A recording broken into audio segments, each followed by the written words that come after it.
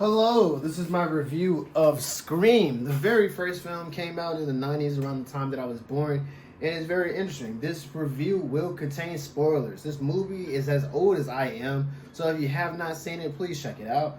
And let's get right into it. I thought this film was very interesting. I've seen it before, spoiler, I have seen it before.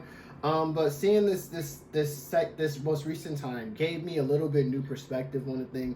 I like the formula of like the who's done it. Granted, it was not a new formula. Like I've seen it a lot in these Italian genre films where you have somebody catch somebody commit a murder, and then the follow through is you spend the course of the film trying to figure out who it is, and then surprisingly it may be a woman or it may be this person, it may not be that, may even be her hairstylist. But this formula was unique because there were things throughout the film, and it was kind of cliche to the point, and it made me yell at the screen, but then I also just got enjoyment out of it. One thing that just made me fucking yell, again, this is all spoilers, the beginning of the film, when she's on the phone with the killer, stop answering the damn phone. Oh my gosh, like if you know, every time you pick up the damn phone, it's gonna be some foolishness or somebody playing on your phone. Like for me, if a telemarketer is like, hey, I'm tired of people playing on my phone, hang up. But I get it. Back then, you didn't have caller ID, and I'm guessing she wasn't a babysitter. She's at her place at home, so she got to be able to available. But if they call it back to back, don't feed into them. Don't feed into the BS, because like that's really just egging you on and rage baiting you, especially if they talking crazy. So I think all that could have been avoided, right? She do get stabbed. She do get this. You have Billy and you have Stu. They look very sketchy from the beginning. But at first, Billy, I think is Billy, right? Granted, I know, I've seen the film before, but all the evidence is pointing towards Billy. Even when it's undercut that, like, okay, he couldn't have possibly been there. I'm like, I'm not falling for that shit. But Stu and Billy, especially seeing this time around, you kind of get hints of that they are the killer.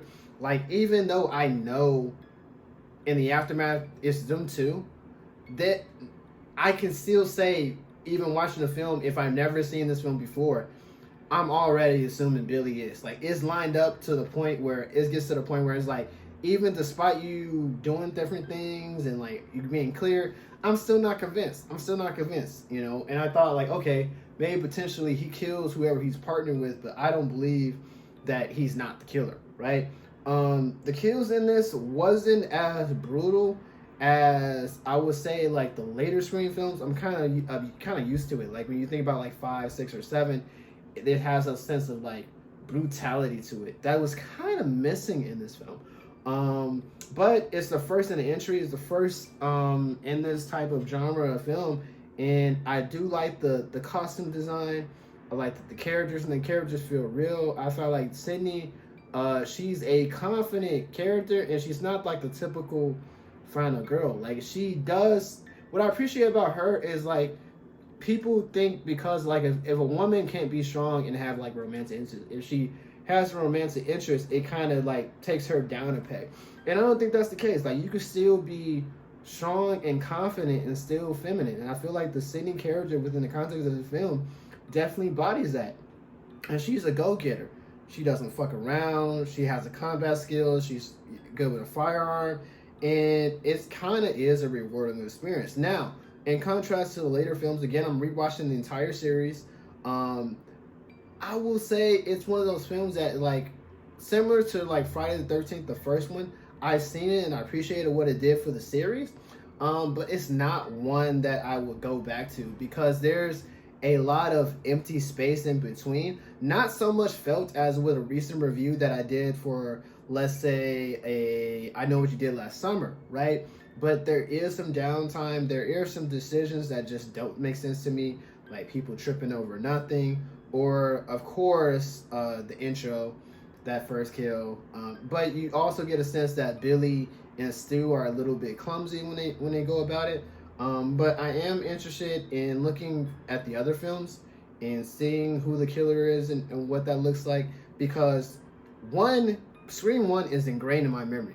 So I don't forget anything about it. Like, I could literally, not that I did this, but I could literally be like watching Scream go 10 minutes doing something, make a sandwich, and I'm already knowing what's going on with the film because it's that much ingrained in my psychosis. Like, not the character names or everything, but I know exactly what happens. But the brutality was lacking, but it does give me hope about the future, and then also reliving who the killer was in the sequels because contrary to popular belief, I don't remember who the killers are. So I'm actually seeing it with new eyes. But this one is like, yeah, I know who it is. I know who it is. I know exactly who it is. Billy and Stu, because they're like the most famous in the franchise, and I appreciate the foundation that they laid with this. And I will say, if you think about all the majors horror franchises in that first film, where you think about Friday the 13th, where you think about Halloween, where you think about I Know What You Did Last Summer, Nightmare on Elm Street, or Child's Play, this is definitely one of the best or better ones as far as the first entries into the series. So like with that, it definitely does go up a peg for me. If you have not seen the film, I highly recommend that you do see it. And when it comes to rewatching the first entries in like a series, I definitely put it up there. It's definitely top 3 as far as horror icons in that first initial film. Ones that I would put it below it, obviously Friday the 13th. Nightmare on Elm Street is above it. Texas Chainsaw Massacre I'll put below it. Child's Play I'll put above Scream. And I'm skipping horror icon. Jason, Freddy, Chucky. I think that's pretty much all the big names. And then Halloween I'll put under Scream, because even though the first Halloween is iconic, it's kind of slow film. He only starts killing shit in like the last 10, 20 minutes, so I can't really get behind that.